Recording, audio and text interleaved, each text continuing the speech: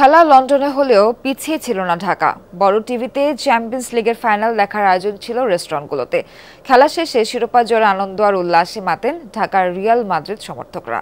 দলের 15তম শিরোপা জয় উদযাপন করেন একসঙ্গে।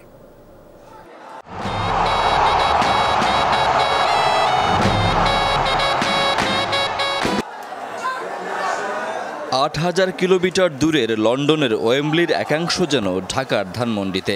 রিয়াল মাদ্রিদ সমর্থকদের মধ্যে উত্তেজনা, যদিও চ্যাম্পিয়ন্স লিগের ইতিহাস তাদের পক্ষে। তবুও প্রথমার্ধে ডর্টমুন্ডের আক্রমণ ভয় ধরিয়ে দিয়েছিল সাদাদের মনে। দ্বিতীয়ার্ধে চিরচেনা রূপে ফেরে স্প্যানিশ জায়ান্টরা। টনি ক্রুসের কর্নার থেকে হেডে কারভাহালের গোলে উল্লাসে মাতে ঢাকার রিয়াল মাদ্রিদ সমর্থকরা। আমরা জানি আমাদের মাদ্রিদ টাইমটা কখন আসবে, একটু সময় লেগেছে। আজকে কড়া খেলা হয়েছে। ডর্টমুন্ডের সাথে আমরা কখনোই টেনশনে ছিলাম না। চ্যাম্পিয়ন্স লিগের সর্বশেষ 4টি ফাইনালের স্কোরলাইন রিয়াল মাদ্রিদ দ্বিগুণ করে 83 মিনিটে ভিনিসিয়াসের গোলে। আরেকবার উল্লাসে ফেটে পড়ে প্রায় 102 রিয়াল মাদ্রিদ সমর্থক। ধানমন্ডির এই রেস্টুরেন্টে তখন ওয়েম্বলির গর্জন। টিভির পর্দায় স্টেডিয়ামের সঙ্গে মিলিয়ে দলের গান ধরেন সমর্থকরা।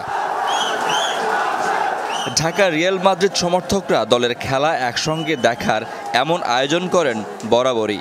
আর চ্যাম্পিয়ন্স লিগের ফাইনাল তো বড় উপলক্ষ। দলের জয়ে তা পূর্ণ হয়েছে 16 আনা।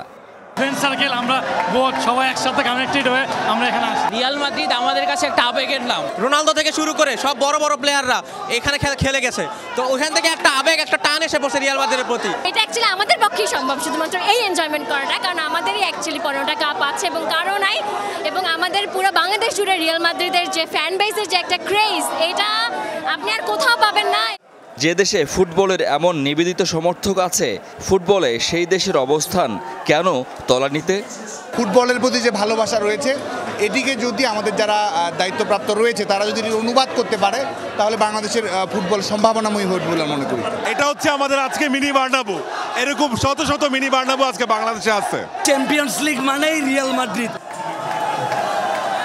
ইউরোপের শীর্ষ ক্লাব প্রতিযোগিতার 15টিরই শিরোপা রিয়াল মাদ্রিদের। তাই তো আনন্দ আর উদযাপন শেষে তৃপ্তি নিয়ে ঘুমাতে গেছে হালা মাদ্রিদ সমর্থকরা। শাকিল হাসান, যমুনা নিউজ, ঢাকা।